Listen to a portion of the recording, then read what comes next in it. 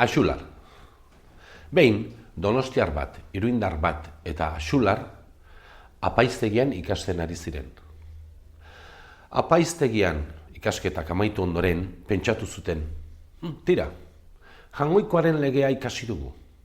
Orain ondo legoke deaburraren legea ikastea. Beste aldea ere ezagutzeko gaizkiaren nondik norakoak. Eta erabaki zuten Salamankara joatea.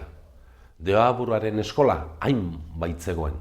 Ailegatu ziren eta deaburrarekin tratu egin zuten. Deaburruak, hemen ikasketak egiten urtebete emango duzue.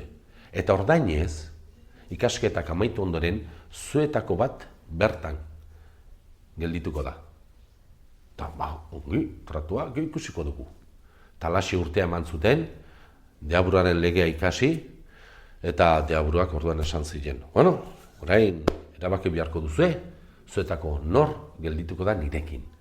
Eta bereik ez da bidan urduri, eta azkenean axularrek esan ziren bestei. Ara, hau ingo dugu, zuek aurretik irten, eta esan atzekoa. Eta ni atzena aterako naiz. Eta laxe, donostiarra irten zen, eta atzekoa. Eta iruindarra, atzekoa. Eta axular irtetzen naizela, ja deaburua pres, eta atzekoa.